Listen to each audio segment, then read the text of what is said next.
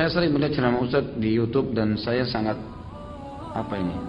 respect ya dengan semua ceramah Pak Ustadz. Kemudian saya berniat untuk memperlihatkan ceramah Pak Ustadz ke teman-teman atau saudara saya, tetapi tanggapan mereka bahwa ceramah Pak Ustadz seperti seorang Muhammadiyah dan saya dilarang keras untuk mengikutinya. Tapi saya mengelak dengan tuduhan tersebut dan saya ingin tahu siapa yang dimaksud dengan Muhammadiyah dan kenapa saya tidak boleh mengikuti. Apakah Muhammad itu menyimpang Pak Ustadz? Kenapa bisa ada perbedaan seperti itu ya? Muhammadiyah nama lembaga sama dengan Nahdlatul Ulama gitu kan. Indonesia ada Al-Irsyad, ada banyak lembaga-lembaga gitu kan. Ini lembaga teman-teman sekalian, ini sebuah kendaraan, bukan target. Kalau kita sudah menjadikan lembaga-lembaga ini sebagai agama, maka akan jadi seperti itu. Kesannya ada aliran-aliran dan ini tidak benar, tidak ada aliran dalam Islam. Agama kita cuma satu. Tuhan kita satu, Nabi kita satu, kitab kita satu, kiblat kita satu, semuanya jelas sasarannya, gitu kan? Wahyu juga jelas, mana yang ayat, mana yang hadis Nabi SAW, dan hadis-hadis pun yang palsu sudah dijelaskan oleh para ulama. Tidak ada sesuatu yang membingungkan sebenarnya. Kalau masalah kasus, ada yang mengatakan pengajian ini mirip Muhammadiyah atau pengajian seperti apalah dituduh. Sebenarnya teman-teman Anda diberikan akal, ya. Antum sekarang hadir sini punya akal pikiran, punya hati nurani. Dari awal ceramah kita sampai akhir, ada sesuatu yang buruk antum dapatkan? Hah? Ada sesuatu yang buruk, cuma satu orang yang jawabnya. Atau ada ilmu, ada tambahan iman, ya. Kan kita bisa memilih itu. Kalau antum mau ikutin perkataan orang teman-teman sekalian, tidak ada ilmu yang antum bisa terima. Kan gitu. Dan di majelis ilmu yang sebenarnya, kalau antum mau tahu majelis ilmu yang sebenarnya, dan ini subhanallah turun-temurun dari para sahabat, tabi'in, tabi'in, sampai sekarang ulama-ulama kita di Masjid Nabawi dan Masjid Haram Mekah. Kita kalau duduk dari awal teman-teman, dari awal bicara sampai akhir ilmu semua. Manfaat, kita pulang padat otak kita ini dengan ilmu. Dan kita pun jadi berubah lebih baik, itu majelis ilmu.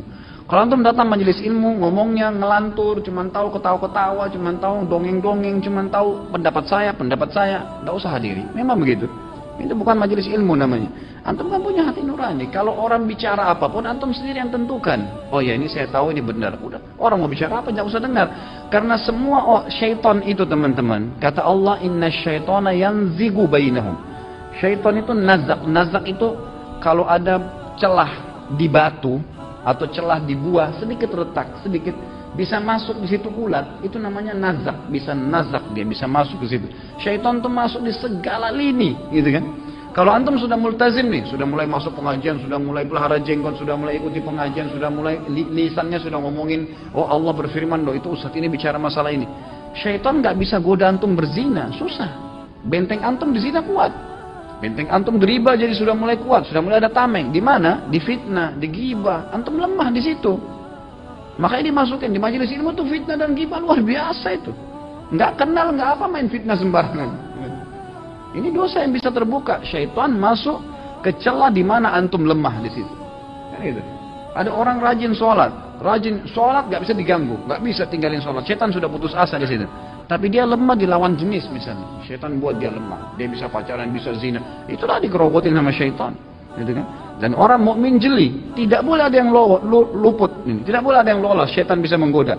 Setiap dia lemah di satu titik, dia perkuat, perdalam ilmu di situ, supaya akhirnya dia tidak bisa didapatkan celah kelemahannya. Allahu a'lam. Jadi antum punya hati nurani, saudaraku. Lihat, ikuti hati nuraninya. Lihat majelis ilmunya. Kalau bermanfaat, jangan pedulikan perkataan orang. Karena sekarang banyak ikhwan dan akhwat begitu ya. Sedikit dengar tentang ini, oh sudah tinggalin pengajiannya, ini tinggalin pengajiannya. Yang kebodohan dia sendiri yang rugi gitu kan. Untuk apa kita ikutin perkataan orang? Nilai sendiri, dengar baik-baik. Oh iya nih, perkataannya benar, sudah. Kalau salah nih, benar nih orangnya salah, ya sudah jangan ikutin kan gitu.